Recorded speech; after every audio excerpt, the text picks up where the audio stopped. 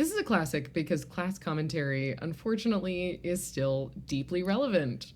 This is a classic because it's a frothy, fun take on the aristocracy. This is a classic because everyone loves a voice of reason in the middle of complete chaos. This is a classic for those of you who watched the Meghan and Harry documentary on Netflix and wish it was a Moliere-esque comedy. This is our history. This is our legacy.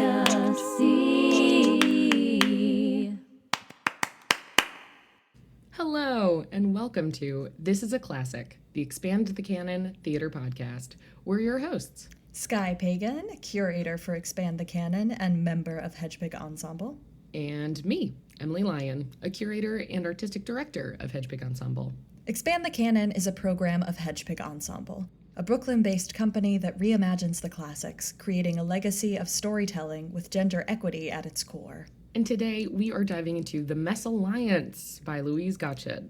Now, we'll keep talking about the play in just a moment, but if you'd like a short pitch on what this play is about, you should go to our website, expandthecanon.com, and you'll find this little blurb.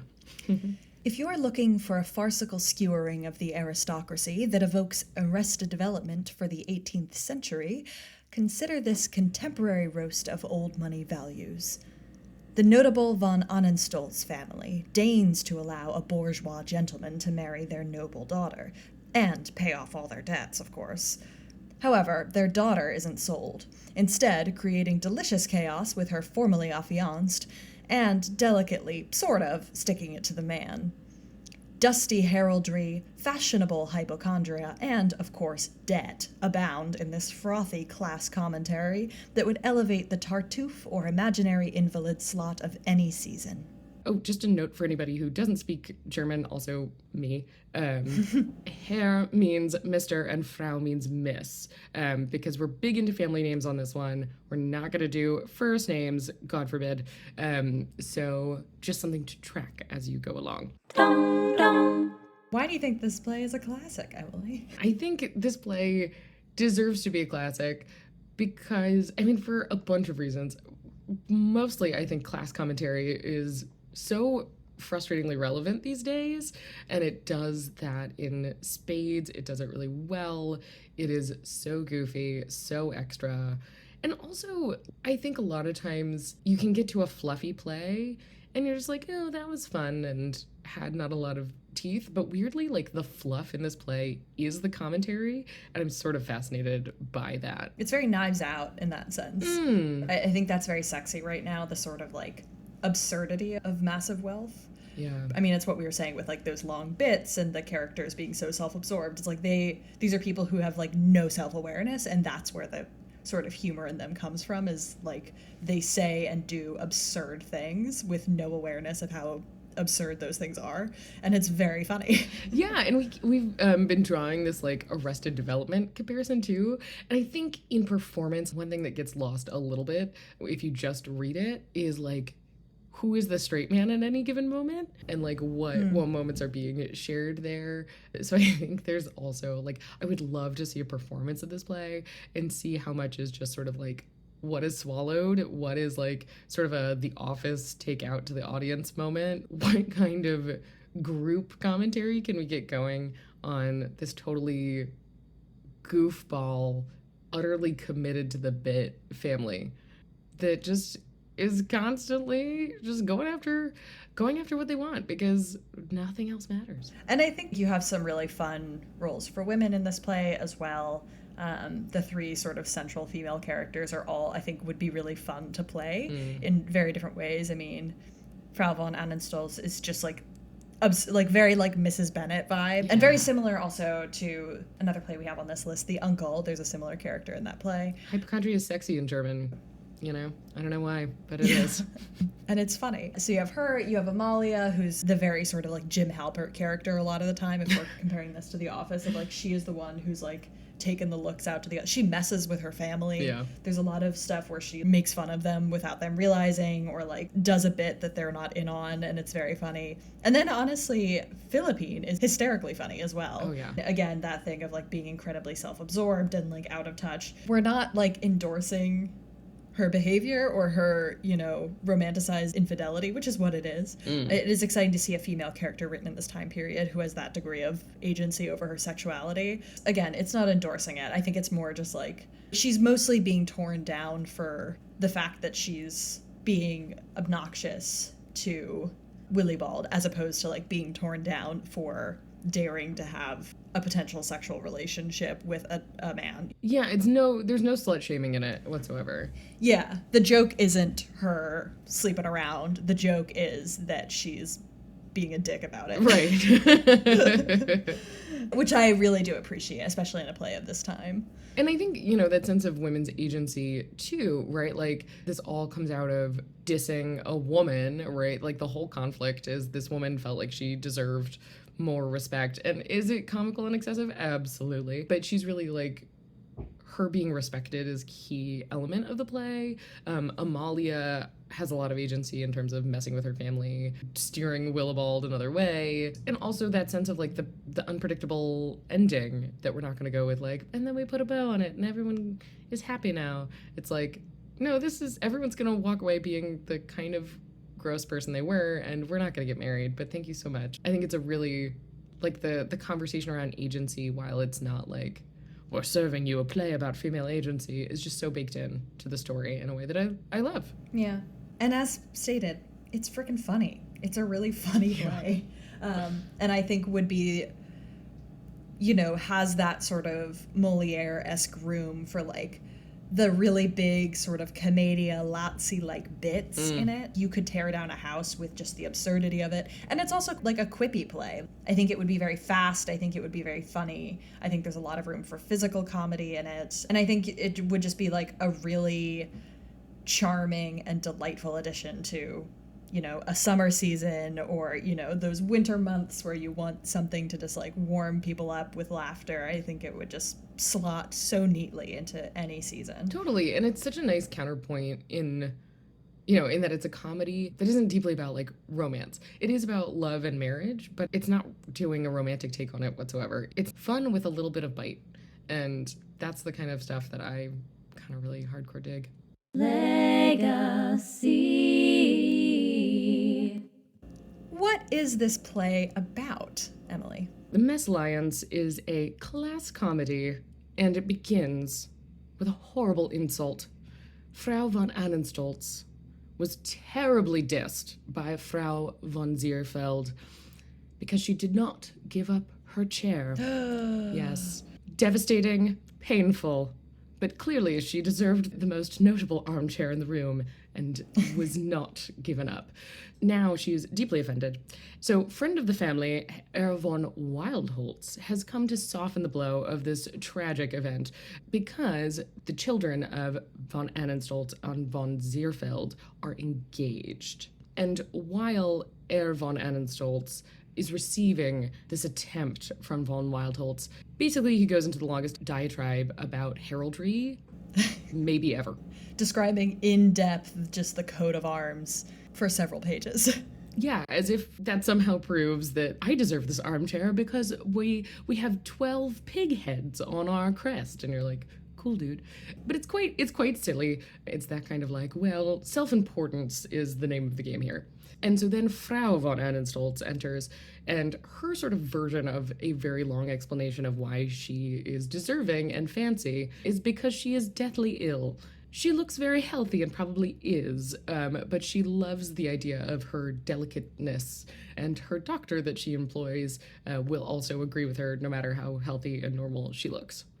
Because of her fragility, she also is not interested in hearing of a repair of the situation, and clearly this fight will continue over the armchair. But it's not a problem. They've already solved it, because rather than allowing their daughter to be engaged to von Zierfeld, they've instead engaged her to a bourgeois, and his name is Herr Willibald. Ooh. That's right, everyone, ooh, no. And it seems very strange that they will have promised their daughter to a bourgeois, as they are ridiculously obsessed with class and heraldry and fanciness, fragility, blah. But conveniently, as a rich merchant, he's going to pay all their debts. The differentiation in this play in class is between folks who are like part of the monarchy, have titles, have titled land, which is the von Ahnensoltz, the Zierfeld, etc. And then the bourgeois, who are like the new money, essentially, of this world. It's the people who are like, Herr Willibald is a merchant, he's very wealthy, he's bought a lot of titled land, but he hasn't inherited it, and he is not himself titled. So that's the sort of separation, is the aristocracy and then the regular rich people. Such a good note. Willibald actually seems smart and cool. Everyone who talks about him is like, actually, he's a pretty good guy. So ultimately, maybe it's a better plan than marrying their daughter, Philippine, off to von Zierfeld. Anyway. However, Philippine is not thrilled, but she's going to go along with this plan. She's going to do as she's told, mostly because she doesn't think she has to be faithful to someone in the bourgeois. So she's planning to keep hanging out with her formerly affianced boyfriend, fellow noble, Herr von Zierfeld. And he comes by, and they do seem like a fitting match. It's kind of this slightly Gossip Girls feel of like these two rich people being like, aren't I lovely? And just sort of blowing each other up. But von Zierfeld becomes worried about no longer being engaged, but Philippine tells him not to worry, it's okay. She's got a plan. She's going to get Willibald to pay off all their debts, just like her parents said, and then she's going to drive Willibald away by being rude to him and obviously unfaithful with von Zierfeld. So it's all good. The key is just he can't be seen by her parents because, of course, the devastating armchair episode, which is why they broke up. So after von Zierfeld and they plot, Willibald shows up to talk to Philippine, and he is doing his best. He is flirting, he's being gallant, he's being generous, he's flattering her. He's everything you would want in a suitor. And Philippine just keeps being super cold to him. Again, part of her plan. And her mother, Frau von Ahnensoltz, is insulting his class at every turn. And to his credit, Willibald is like taking it more or less in stride. He like learns to never say someone looks healthy. It's a touchy subject. Yeah, avoiding health at all costs. This is where a lot of the comedy in this play comes in. You know, the Frau von Ahnensoltz and her husband saying things like, oh, in the aristocracy, you'd never take a lady by the hand while wearing a glove. You'd offer her a corner of your waistcoat. And you should never tell a member of the aristocracy that they look well, because they'll tell you whether they're well or not. And you should always trust that how they feel over the doctor. So it's like all this like ridiculous stuff of like them saying that the rules of the aristocracy and like the basic ways that they exist in the world are just anatomically different, and it's all absurd. Like, it's all just these really absurd rules that Herr Willibald is doing his best to be gracious towards, but it's absurd. Totally absurd. Oh my gosh. It's like in improv and sketch writing, they talk about heightening. It's just like constantly like heightening and heightening and heightening. Like, how wackadoo can the aristocracy be? The answer is pretty wackadoo. So, Willibald has been enduring this nonsense to the best of his ability, and finally, Frau von Ahnensoltz's sister Amalia pulls Willibald aside. And she really warns him, look, this marriage is never going to go well. I think you're trying to get married to be happy, but you won't. They're never going to embrace you. They're always going to use you for your money, and they're always going to be rude and classist about it. Don't do this. Aren't there any nice bourgeois girls? Amalia is like, in terms of like everybody in this world being kind of the aristocracy being kind of insane, Amalia is like the chill one. Yeah. She's very practical. She's pretty nice to Willibald and is just clearly a little bit more cognizant of how absurd this world is that they're behaving in. We like Amalia. For sure. Voice of reason. Absolutely, voice of reason. Which is also kind of one thing that Willibald says, too. He notes that she's much more reasonable and kind than other folks he's met in the von Ahnensoltz family. But yeah, for some reason, Willibald just has the whim to elevate himself through marriage. So he's gonna keep trying, see his way through the best he can. Meanwhile, again, Dr. Philippine has her plan. And von Zierfeld is now dressed, he's costumed, hidden as a gardener. He thinks he looks wonderful, but everyone else is like, you look like this commoner. Another source of comedy. And again, he's in disguise so that her parents don't notice him. So many layers. But also, they've like planted the seed and been like, tell Willibald that I'm being wooed in the garden. So he comes and sees von Zierfeld kissing her hand. Scandal. And Philippine, I can't tell if it's intentional that she's a really bad actor/liar, but it's very obvious that something is going on. She's caught. Willibald accuses her of being unfaithful, which is like legit. But also, Philippine uses all her bag of tricks of like, well, a noble woman would never. And the von Ahnenstoltzes come hearing about the commotion and give this comical long line of women who were like problematically chased through their family tree, which includes several women who died because they didn't want to have someone look at their leg. One of them got gangrene and one of them had an artery cut because she didn't want to take off her stocking. It's so ridiculous. It's my favorite part of this play. It's like a page of like, and in 1372, Gertrude didn't actually succeed in getting married because she was too demure to say I do to her husband at the altar. It's so funny. It's just absurd. And they just go on and on and on and on and on. Right? It's very good. Oh, goodness. They kind of buy into her side, but Willibald's still suspicious, understandably. So Philippine goes off, and the von Ahnenstoltzes say, don't worry, Willibald. Also, let us read you the marriage contract, which includes that you will pay all our debts forever, and thank you. In the meanwhile, like, sneaking in all these insults in class in the written document. Because what's better than legally insulting someone, too?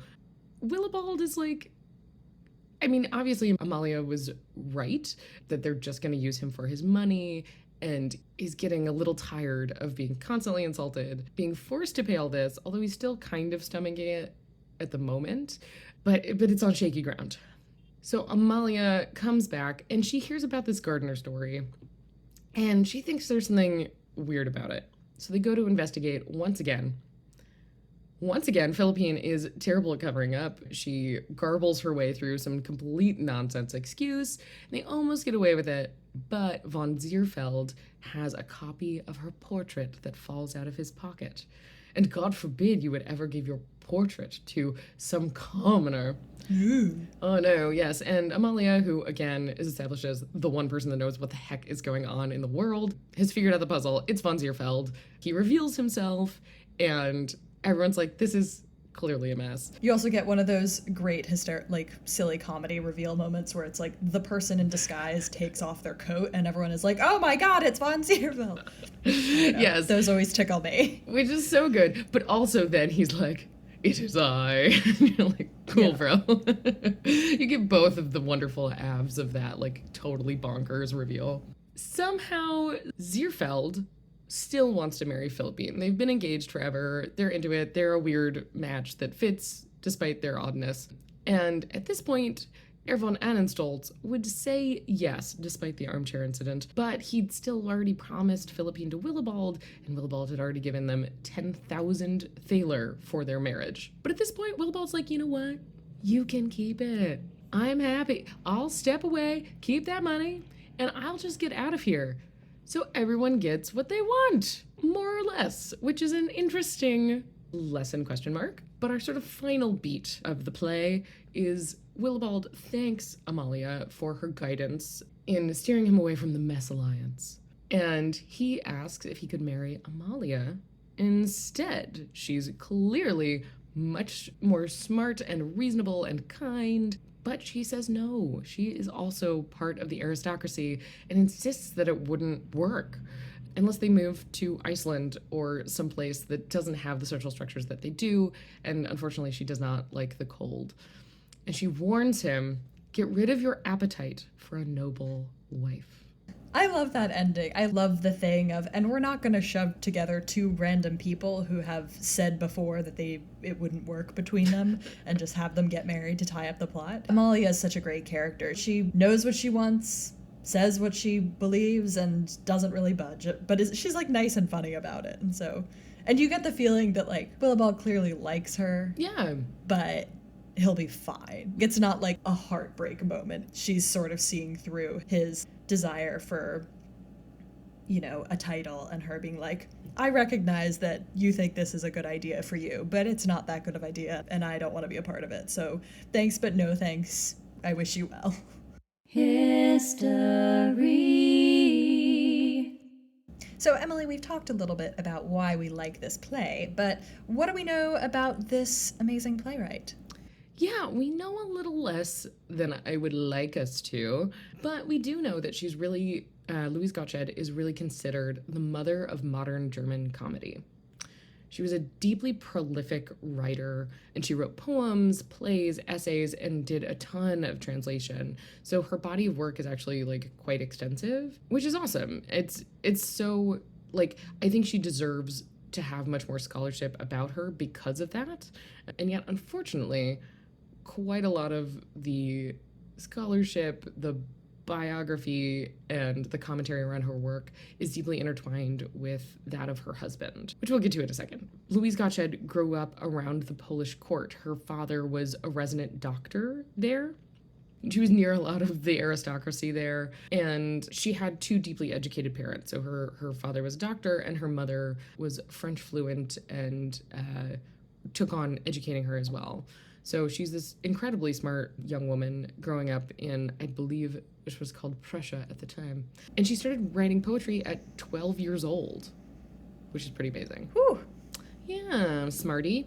And at 12 years old, or at least somewhere between 12 and 14, she sent some of her poetry to Johann Christoph Gottsched, who would later be her future husband.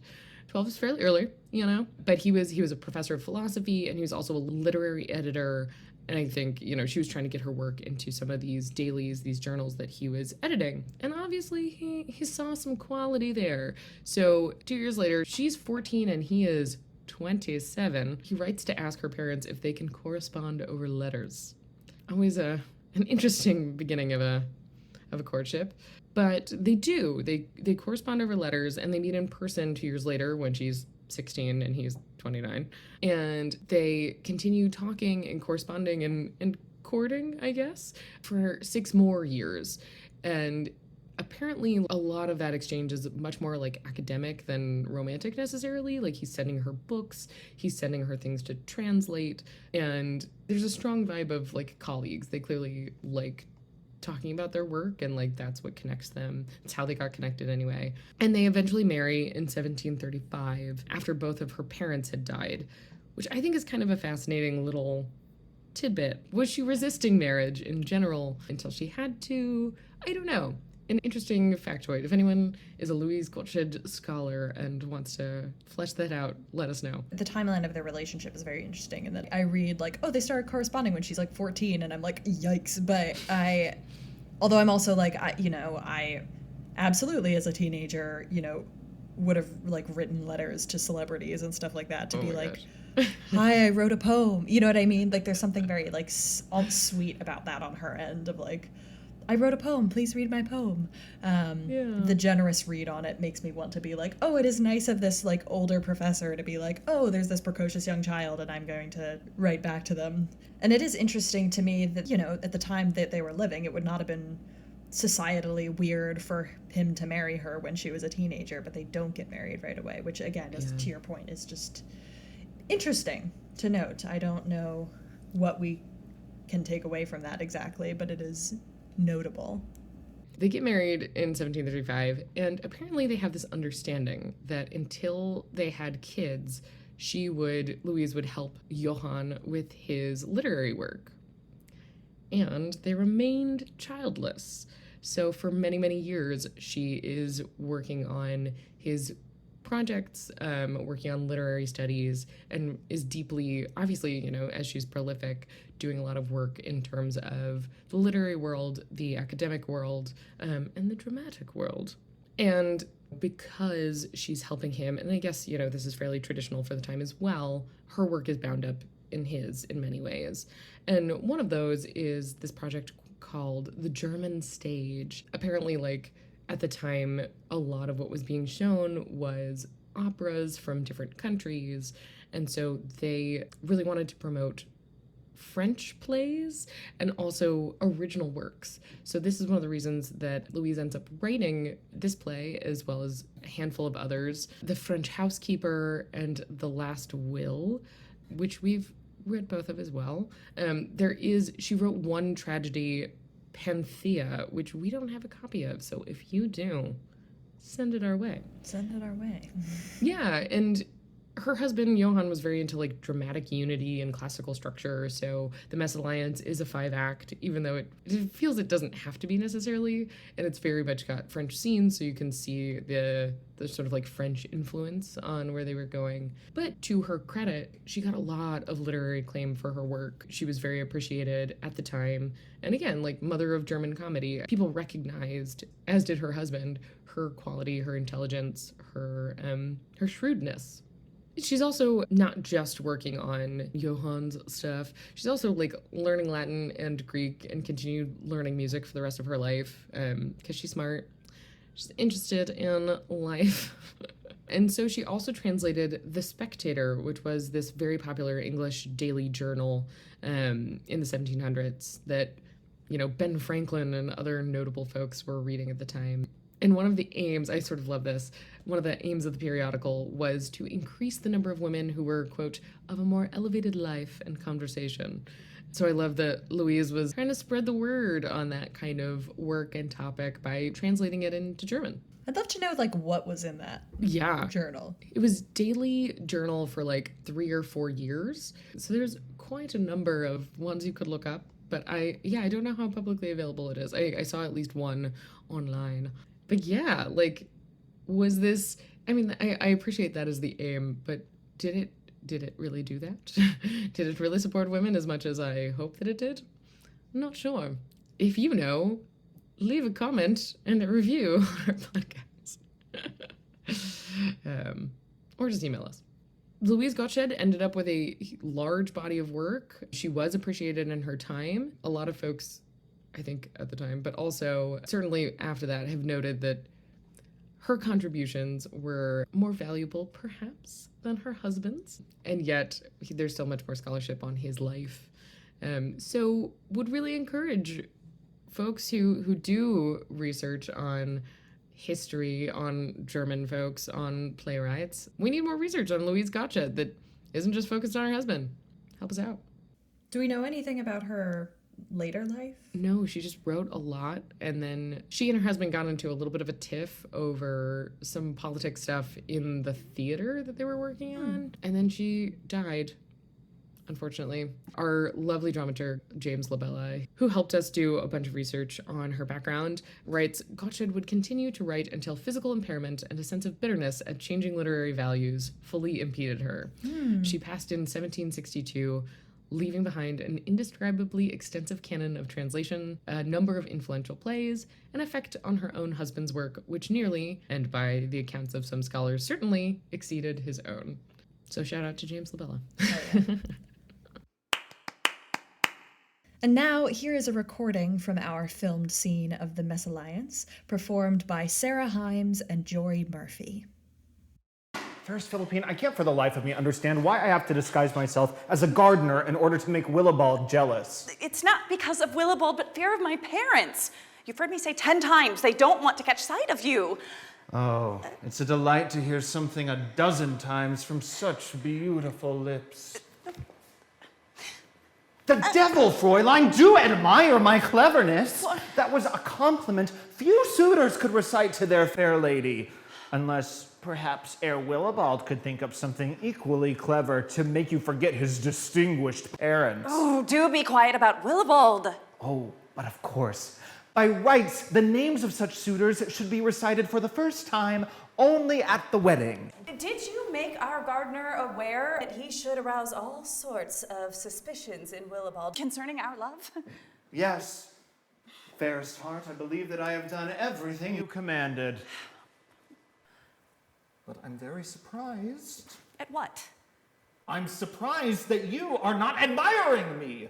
Truly, you are frivolity personified for not yet having said to me how well I look in my gardener's costume. I think you are already well aware enough of that without me.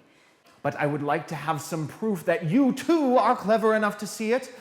I would like to hear that you regard yourself as fortunate to admire a suitor upon whom all manner of clothing looks so splendid. Since you are already so aware of that, I don't need to tell you. And from whom not even the lowliest article of clothing can rob a certain Je ne sais quoi, which distinguishes him from all fashionable people, and which wins love and affection for him.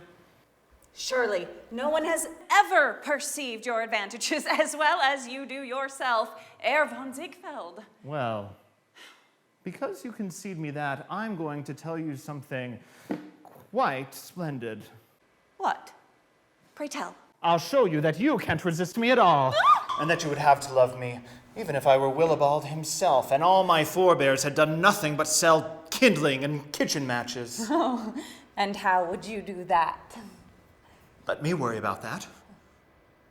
You shall see how great a force inner qualities exert upon a fair heart. But if Willibald hasn't the good sense which I possess, I can't do anything about that. That's obvious. Where would he find that? One has to be born with it. That's precisely my good fortune.